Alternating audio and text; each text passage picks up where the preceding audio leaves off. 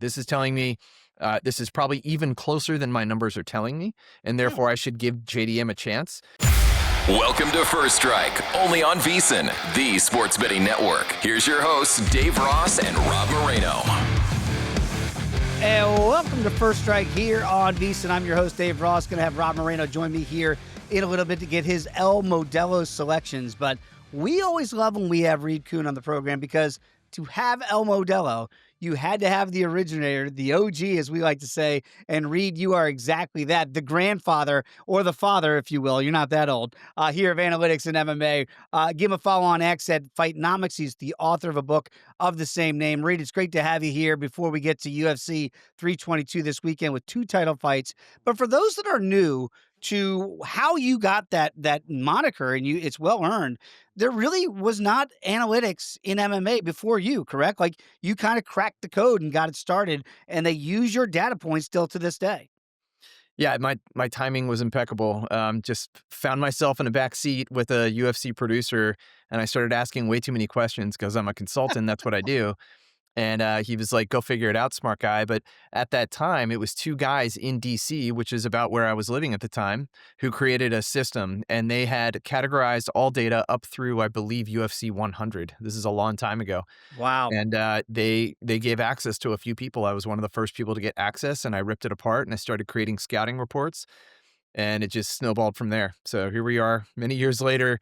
An old professor from grad school basically said, if you think you know something other people don't, bet on it. So I'm betting on myself. and you're succeeding through the roof here a decade later to where we are today, Reed. It's fantastic getting your info and these numbers that you have. And so let's dive into these, at least with the title fights here at UFC 322 to begin this conversation. And we always talk about, with your formula and your numbers, that certainly weight classes, when you switch out of weight classes, and that's what we have here, Islam Makhachev moving up now to take on the current champion at 170 and Jack Della Maddalena. And you can understand why Makhachev, the wrestler, if you will, and striker, of course, would be the favorite in this fight. But what are you seeing the numbers-wise, and how do you compartmentalize a fighter that you have a lot of data on, but in a different weight class? Yeah, so that is a bit of a blind spot.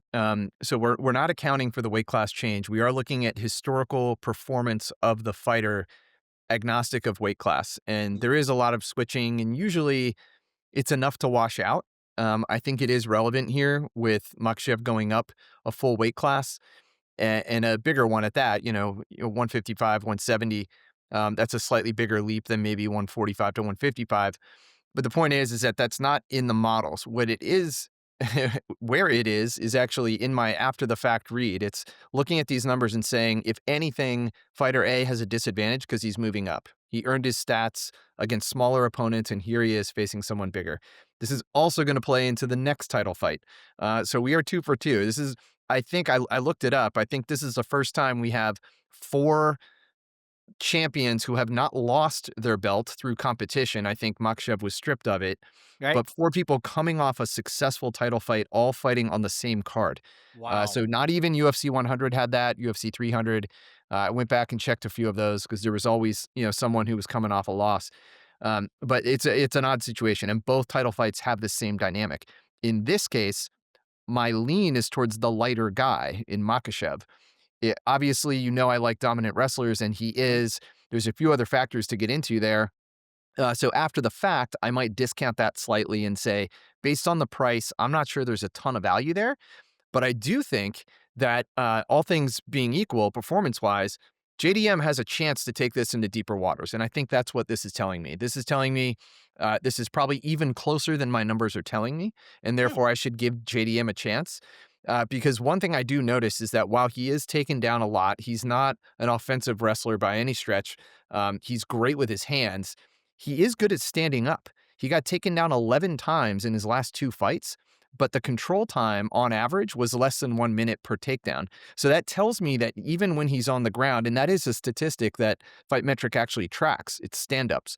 You're either escaping because you force yourself up, or you've forced your opponent into a stall that the referee forces you to get up.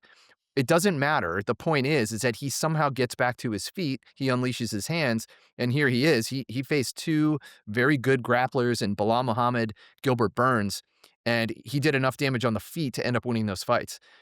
So it's not that he's All gonna right. necessarily stay off his back here. I just think he is gonna find some moments. But I'm picking up what you're putting down there, obviously, that because JDM with the takedowns is able to do enough damage with the hands and ultimately get back up. That's how he ended up becoming and new against a grappler extraordinaire like a guy like Bilal Muhammad, as you're referencing in his last outing there to win the belt here at 170. That total is sitting at 3.5. And you mentioned JDM maybe taking Makhachev into the deeper water. Could that get you to and over? Could that be I'm seeing about minus $1.15 right now to the over. If you don't want to lay the over $2 price tag, 250, 260 on the Makhachev side, could that be another way to handicap this fight? Yeah, I think it does go over, and I was actually looking at 2.5 because it was more affordable than laying Makhachev straight up. Yep. So if you like Makhachev, but you think JDM is going to hold his own and at least survive the early takedowns, then I think you can go 2.5 and still be okay. Because again, he's found his way to his feet somehow, some way. Hopefully, he does again. And it's all about just not getting submitted. If he's able to play that hand fighting, even if he gives up control, it's going to go to the end of the round, and then they get to start over, and he gets to be on the feet again. I know you don't have an official play on the co-main event here, the 125-pound championship here. Valentina Shevchenko going to take on Weili Zhang. Look, whenever you see Weili Zhang as a dog, us as bettors probably our eyes light up and go, "Oh my goodness, I got to take Weili as a dog." But it is the Bullet. It is her weight class now at 125. Obviously, the Bullet was great at 115 back in her heyday as well. Pretty much great at every spot. 135, it didn't matter, right? If it's not the Lioness, she's pretty much beating everybody else out there. What do you make, though, now of Weili as a dog and moving up in weight from 15 to 25? Is the size the problem for her against Valentina? Yeah, so this is the reverse scenario of the prior fight. Like my lean would be Shevchenko here, and in this Yep. case, she gets the benefit of having not only faced flyweight, she held her own at bantamweight. I mean, she went 5 rounds with Amanda Nunes, the goat. So facing someone even smaller than she is going to be a completely different situation. Even the last title fight against Manon Fiorot, that girl is huge. Yeah. And she held her own and she battled it out. Very close fight, but she leveraged the more dangerous striking of the two, more crisp striking of the two, and she had a ground game. And so I think she is the more dangerous person here. I think she is more well-rounded. She is obviously more seasoned, and she's going to be bigger, so that plays to her favor. Now, what's pumping the brakes here? You look at her, all right, 37. She's kind of over that magic number. You actually look on the other side of the cage. Weili Zhang is 36, pushing 37. So it's not as much of a delta as I was expecting to see. I did not realize that Weili had been around that long. But performance metrics, Shevchenko is more technical, and it's the striking defense that is the biggest glaring difference between the two of them. Shevchenko, Mm. very difficult to punch.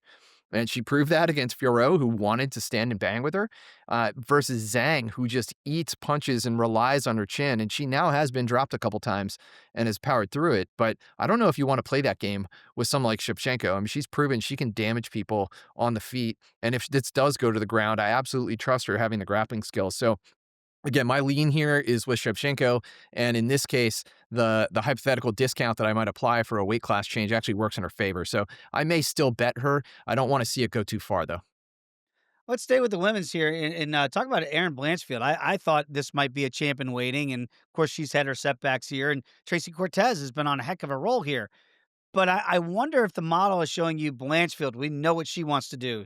She wants to make it a dogfight, get the fight down to the ground. Cortez is fine down there. I just don't know that she can play that game. Do you think it would be one of those fights where if Cortez was to pull off the upset, she'd have to keep the fight standing? And that's really hard to do with a bulldog like Aaron Blanchfield. Yeah, so both women have used wrestling very effectively in their fights. The interesting trend is that Blanchfield has also won a few without having to use wrestling. And that's the Mm. difference here. So there is a significant age gap, Cortez being 5 years older. Blanchfield, I do feel like she might actually still be working on her game. She might still be getting better. And these two faced each other. Cortez got the better of her back in Invicta. But fast forward, I would argue that Blanchfield's resume is a little bit more impressive. Some of the names on that list are very impressive wins. And so if she does have the grappling to begin with, I think if anybody has the advantage on the hands, it's Blanchfield.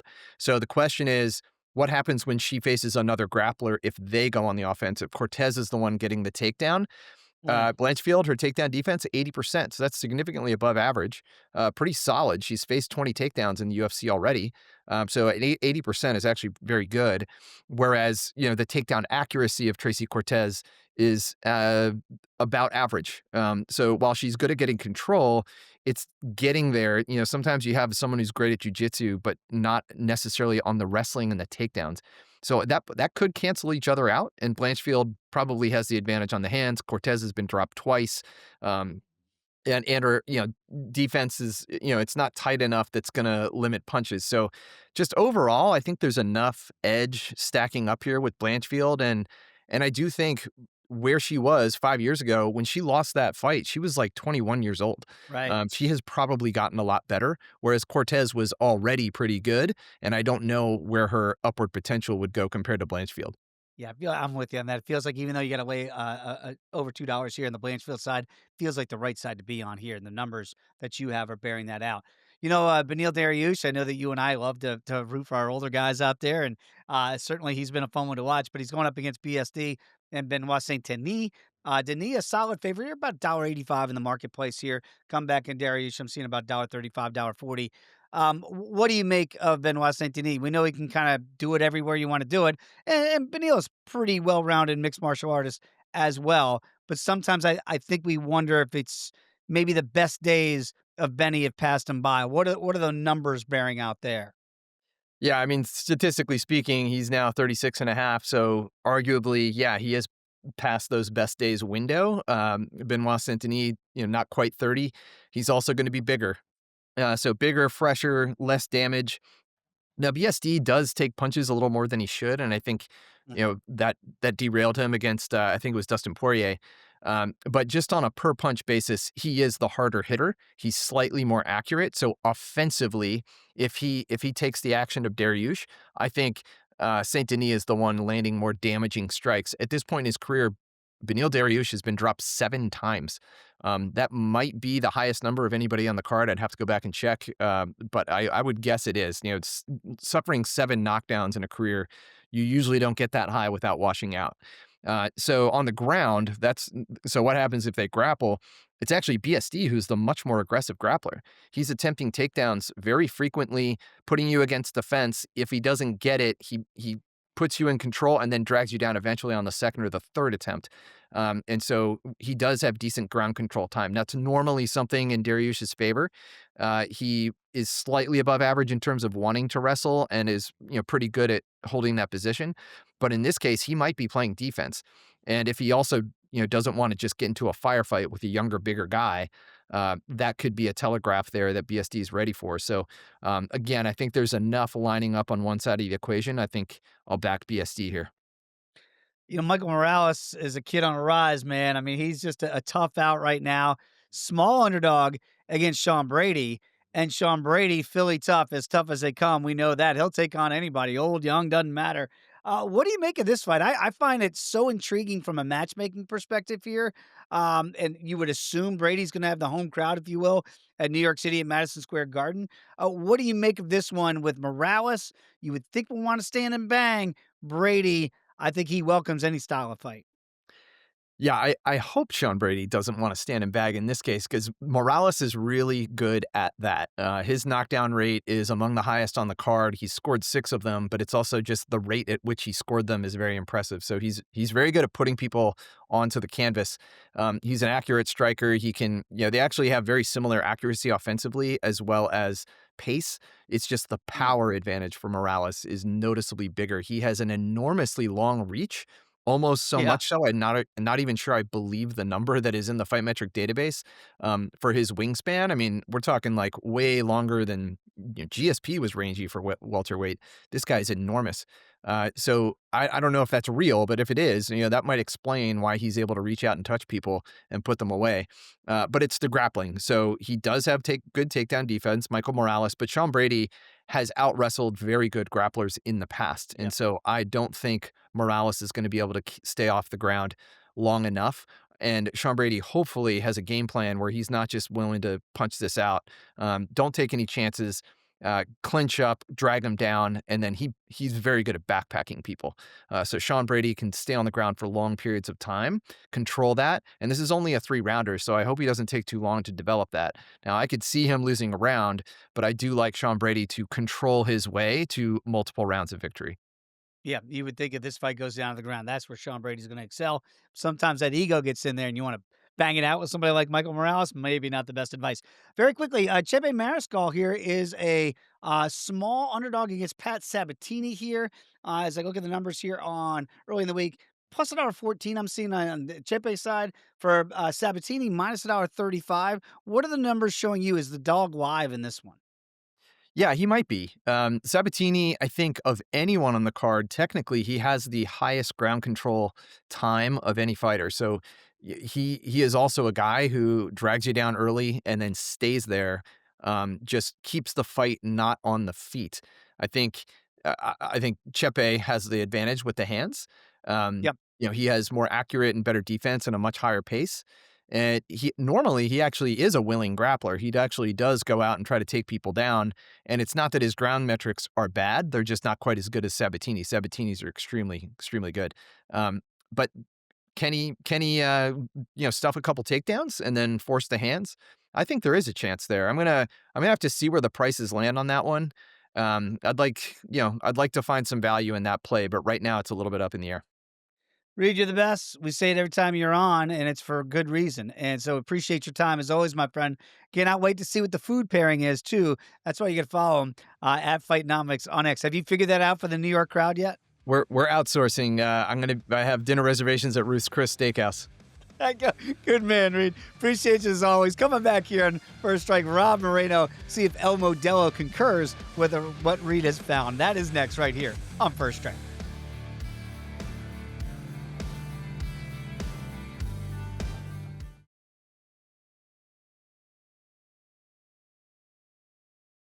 You're tuned in to First Strike, right here on VSiN, the Sports Betting Network.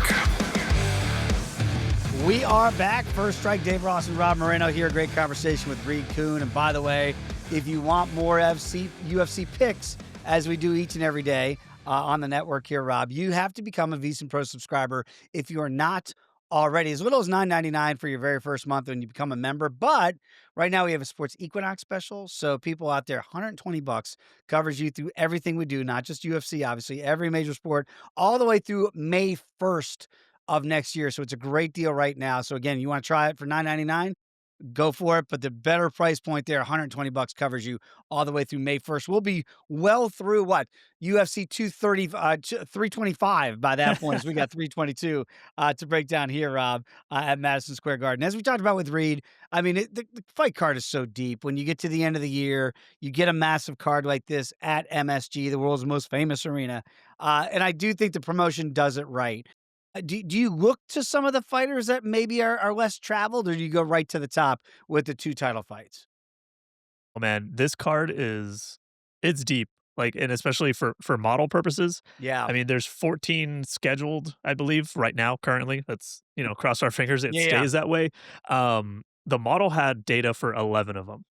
That's it's almost too much for me, but I just kept punching in numbers, and I'm like, oh my god, all these fighters have been around long enough for the model to have. None of them are new to the model. Like Right. it's a deep card. It's great to have something like this to just go from top to bottom and know we have a history with every single fighter here. As we talked about with Reed, and you and I talk about it all the time, obviously you'd have to have the criteria to meet the model, right? And sometimes it gets tricky when you have fighters like we have in the co-main and the main event, championship fights out of their normal weight class, right? So this on Makhachev, vacated 155-pound crown. He goes up to 170. Going to take on JDM in his first title defense ever after taking the title from Bilal Muhammad.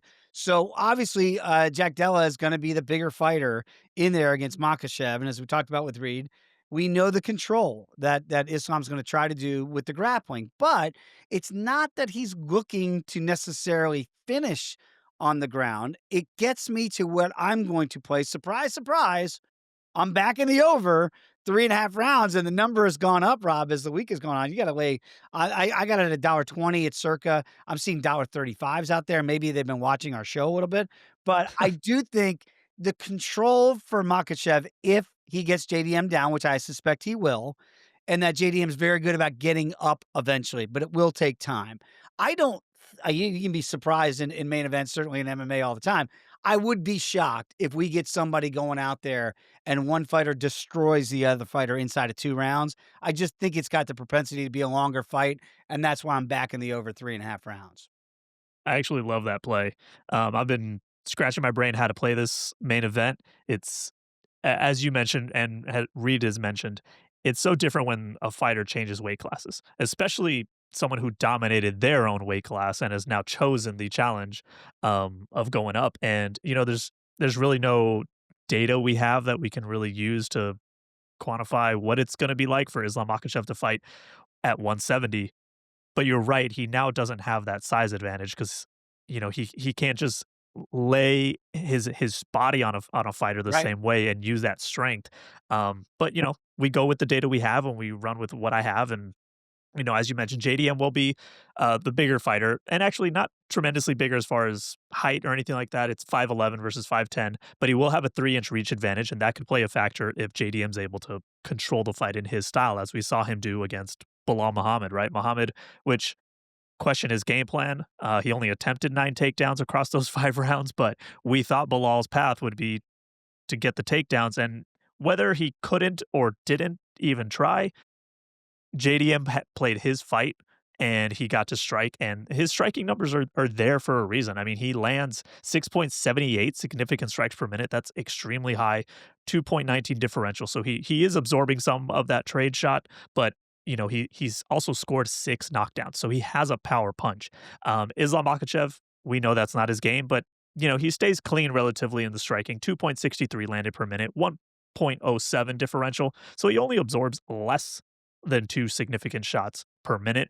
He does have 4 knockdowns scored himself, so he does have sneaky power. But once again, this is all 155. Is that going to translate to a much larger man in JDM against JDM? But it goes to the grappling. Islam's 37 takedowns, 84% control rate. I mean, he's attempting 4.6 takedowns per 5 minutes. And that's exactly what he's going to want to do against JDM, especially with JDM's reach advantage. Right. The model running everything through, and sorry, really quick, JDM also has a 69% takedown defense. So he is a tough guy, tricky guy to get down and keep down specifically. We saw Dustin Poirier be able to get up pretty quickly against Islam Makhachev. He made it a hard fight for Makhachev. So if we see that narrative, I mean, I'm not sure where this goes. The model does see it in favor of Islam Makhachev. The big question for me, though, is that the odds actually surpass what I have for his win probability. So I only have around 70%. The odds are now pushing around 74, 75% win probability. And for a guy that I kind of want to scale back because he won't be the larger fighter, that has me at a stay away spot right now as far as who to bet, what to bet. But actually listening to you and Reed on the over, I think that's actually the smartest way to bet this because you're right. I don't see either guy dominating the first 2 rounds in a way where I think, oh my gosh, this fight's going to get stopped, right? I think you're right. We get to that 3rd round pretty comfortably. And then I think championship rounds are 100% going to be happening here.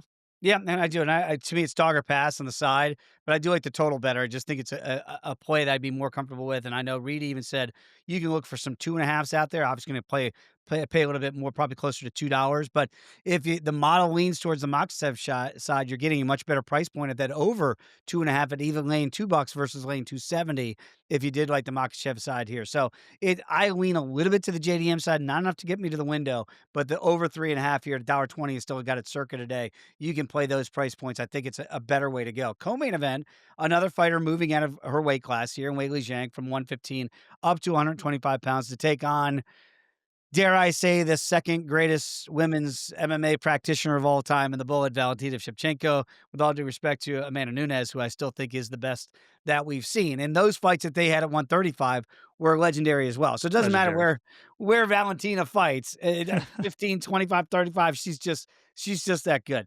Small favorite here against Weili. And I got to be honest with you, I'm going to get to the side of the bullet here as the small favorite. And Rob, I think what it does for me, as much as we love Weili Zhang, as much of a great action fighter as she is, this is gonna be the smaller woman walking in there, and if she stays at range, I think about Rose Namajunas and the head kick that took her out, and then I was there, octagon side, when Valentina took out Jessica Eye with one of the most brutal head kicks I've ever seen, and I was worried about her actual health, for about a minute. I was like, "Please get up, Jess." She did eventually. Point being, the Bullet's got that in her arsenal too if the fight stays at length. And by the way, if they get close in the clinch, I know Weili's good on the ground as well. Valentina's a bulldog, man, and I think she's going to be physically thicker and tougher than Weili Zhang in this fight. And if this fight is not clean at distance, where I think there could still be problems for the challenger, to me, I know the age is always a factor, but Weili's not a spring chicken either. I like Valentina Shevchenko here and still at 125. I I completely agree. And the model does, more importantly. The Yes. model actually agrees. I think what you mentioned with the Rose Namajunas fight is a great example of that. It's weird because Weili Zhang, as decorated as she is and as impressive as she is in every single title fight, it's weird that Rose Namajunas is like her Achilles. Right. because and nothing against Rose. Rose is, I mean, she's called Thug Rose for a reason. She's gangsta, but against Weili Zhang, it was impressive that she got the striking in and even dominated the second fight. But you're right. When it moves to Valentina, I mean, we're looking at potentially type of legacy fight for Valentina Shevchenko here. I mean, if you've heard, she's already filled out the rubies on her belt, Yes. which is the first 8 title defenses. This is also, she has 10 title fight wins in the UFC, which I believe that makes her 6th all time. If she gets this win this Saturday, she will tie the other GOAT, Amanda Nunes, Mm. and Anderson Silva for 11 title fight victories in the UFC. So nothing short of impressive. And you're right, when it comes to the striking, when it comes to her size and grappling, everything goes towards Valentina Shevchenko. I mean, she only lands 3.14 significant per minute, but she only absorbs 2. Weili, she's a little more wild with her output, 5.18 significant strikes per minute, and great differential. But she still absorbs a little bit more. She absorbs just under 3. So it goes to our grappling. And Valentina, if she needs to get it there, she can. She's got 59 takedowns at a 60% accuracy. I feel like that slipped through the cracks in my own history books, but I was like, wow, that's a lot of takedowns for Valentina Shevchenko. Um, and Weili's got great takedown defense, but I think it once again comes to the size issue. As you mentioned, Valentina Shevchenko used to fight at a weight class above. So she's fought bigger fighters Absolutely. before, bigger women, stronger women. So it's hard for me to imagine Weili Zhang has moved up a weight class and would be strong enough to keep Valentina back and keep her strengths away. And I think, it's at, this morning she's minus 122 on DraftKings. That's a great price for Great someone we're price. considering potentially a GOAT. And you're right, age isn't that big a factor. I mean, I think Valentina's 37, but Willie's 36. So we're talking about 2 great fighters, but unfortunately, I think Valentina just has everything in her side.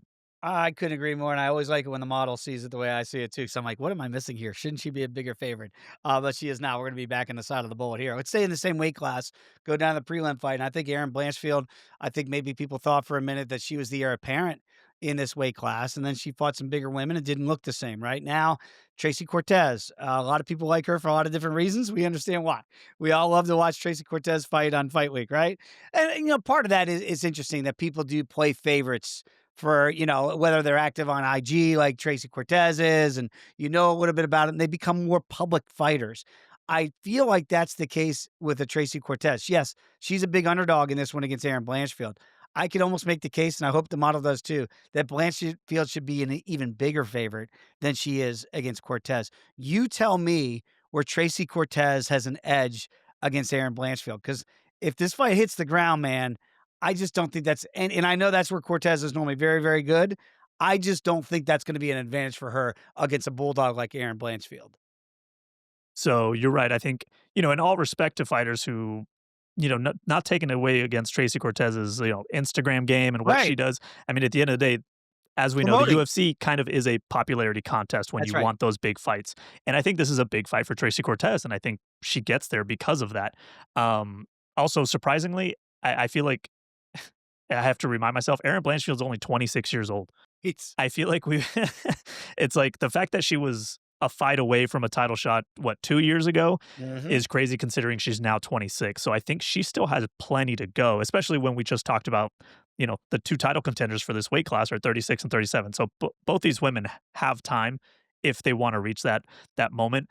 But Erin Blanchfield continues to feel like she's one fight away from that, and the stats back that up. So Tracy Cortez, let's go XR percentage. She sits around 67%, Blanchfield 74%, and that goes great for a woman who fights the way she fights, the grappling. But even in the striking department, Erin Blanchfield shows advantages. She lands 5.24 significant strikes per minute with a 1 differential. Tracy only lands 3.71, which is great. It's above that 3 marker, but lower differential. So she's absorbing less. Erin Blanchfield's going to absorb a little more, but Tracy's output isn't going to be enough for that.